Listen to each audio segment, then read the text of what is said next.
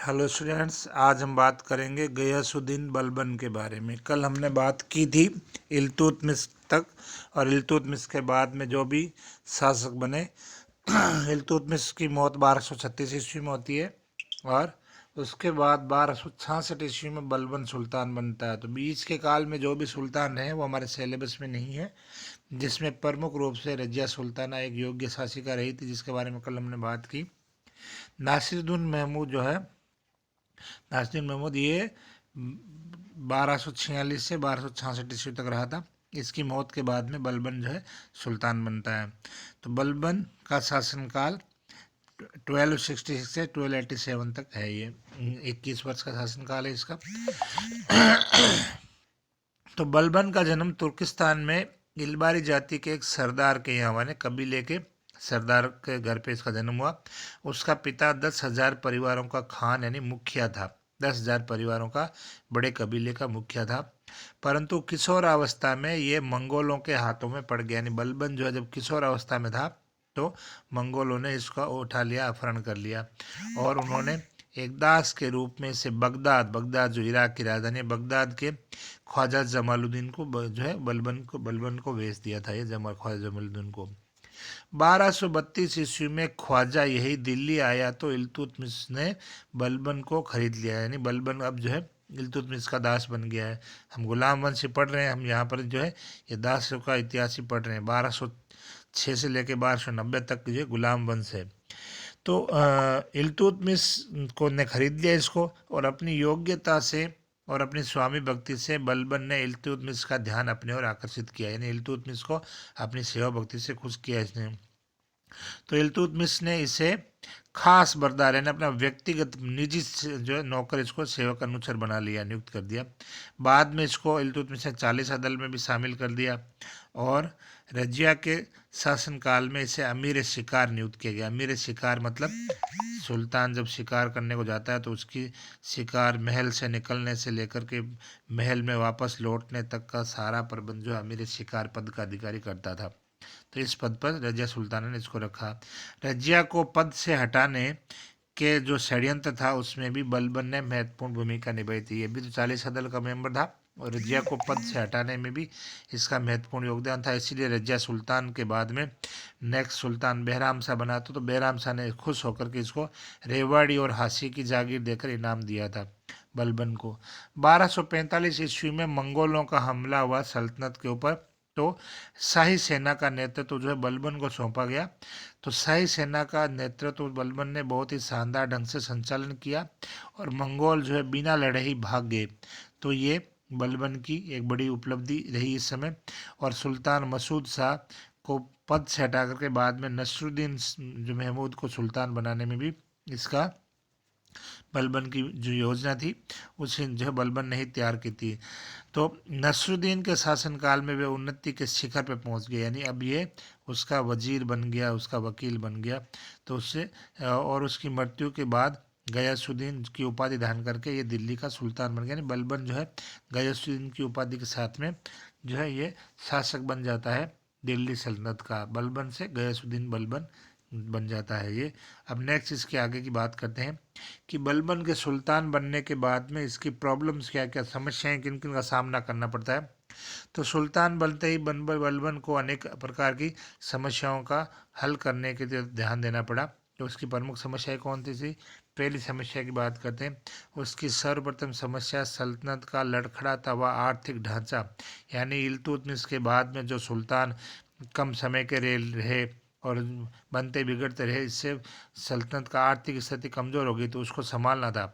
इल्तुतमिश की मौत के बाद बार बार होने वाले विद्रोहों और सुल्तानों के पतन से राज्य की आर्थिक स्थिति बिगड़ चुकी थी। राजकोष रिक्त पड़ा था, क्योंकि जहां एक तरफ सैनिक खर्च बढ़ता जा रहा था, वहीं दूसरी तरफ प्रांतीय सूबेदार स्वेच्छा से वार्षिक राजस्व भेजना बंद कर दिया। देखो, जब सेंट्रल पावर कमज़ोर हो जाती तो जो है प्रांतों के सूबेदार भी स्वतंत्र होने लगते हैं। तो यहाँ पर इल्तुतमिश की मौत के बाद जो व्यवस्था हुई है, इस वजह से प्रांतों के सूबेदारों ने भी जो टैक्स भेज रहे थे वो भेजना बंद कर दिया था। तो इल्तुतमिश के कई उत्तराधिकारियों ने भोग विलास के ऊपर भी बहुत धन बर्बाद किया था। कहने का मतलब है कि आर्थिक स्थिति इस सल्तनत की कमज़ोर हो गई थी, उसको जो है सही करना बलबन की एक बड़ी जिम्मेवारी थी। दूसरी समस्या की बात करते हैं। 40 गुट की शक्ति, जो 40 गुट था, जिसमें बलबन खुद इसका सक्रिय मेंबर भी रहा और मुखिया भी रहा था, तो इसकी शक्ति को अंत करना जो बलबन की जो बड़ी चुनौती थी, क्योंकि ये गुट विघटनकारी शक्तियों का नेतृत्व कर रहा था। यानी जो है इल्तुतमिश की मौत के बाद सुल्तानों को बनाने और बिगाड़ने में इसी दल की प्रमुख भूमिका रही थी, और बलबन खुद इसके अंदर रहा था, तो बलबन अच्छी तरह जानता था। तो बलबन के सामने चुनौती थी कि 40 दल को ख़त्म किया जाए। बलबन स्वयं इस दल का सदस्य था और नेता भी रह चुका था, तो वह इस दल की शक्ति और महत्वाकांक्षाओं को अच्छी प्रकार जानता था। इसलिए जब ये नसरुद्दीन के समय वजीर पद पे था, तो वजीर पद पे रहते हुए उसने अनेक सदस्यों का सफाया कर दिया था। 40 मंडल के बहुत से लोगों को मार दिया था, मरवा दिया था, और कुछ अपनी मौत मर गए थे। तो जो कुछ अपनी मौत, प्राकृतिक मौत मर गए, कुछ को मार दिया। फिर जो बच गए थे वे किसी भी समय सिंहासन के अधिकार करने का षड्यंत्र रच सकते थे।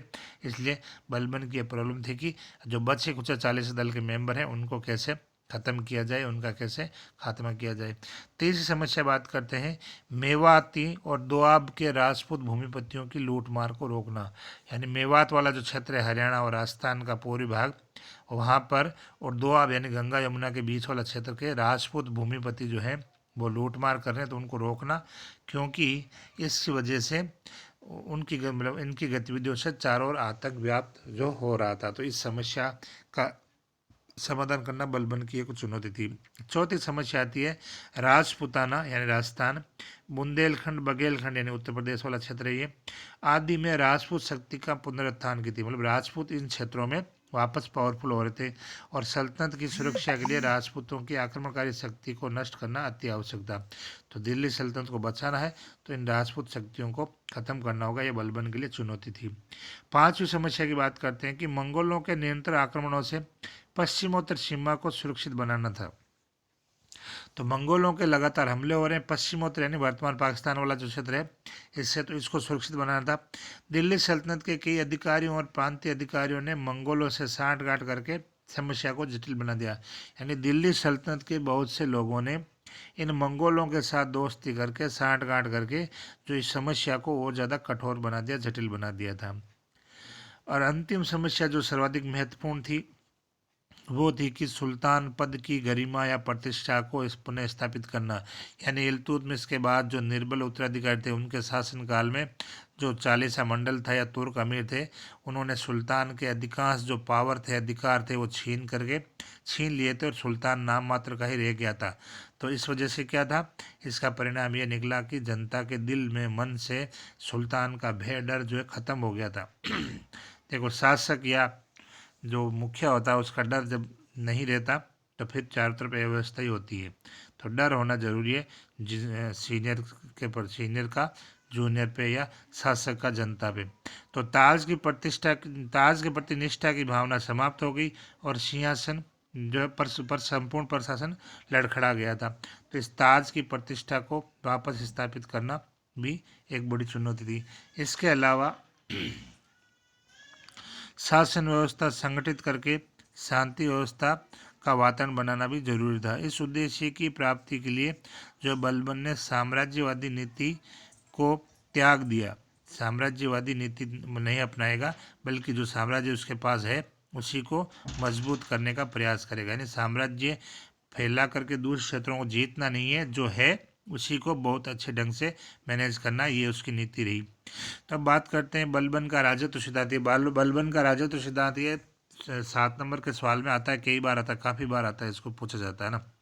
तो बलबन का विश्वास था कि सुल्तान में ईश्वरीय ज्योति विद्यमान रहती है, यानी सुल्तान जो ईश्वर का प्रतिनिधि होता है। और हजरत साहब के बाद, यानी इस्लाम धर्म में जो मोहम्मद साहब थे उन्हीं को हजरत साहब बोल रहे हैं, तो हजरत साहब के बाद सुल्तान का पद ही सबसे बड़ा है। यानी धरती पर ऊपर वाला, फिर यानी अल्लाह, मोहम्मद साहब, और उसके बाद सुल्तान। तो ये तो सुल्तान सबसे बड़ा पद है, और यही सर्वोपरि है, सुल्तान का पद ही सर्वोपरि है। इस सिद्धांत के पीछे उसका मूल उद्देश्य, ध्येय एक था कि सर्वप्रभुत्व संपन्न स्वेच्छाचारी निरंकुश शासक की भांति शासन करने की अभिलाषा।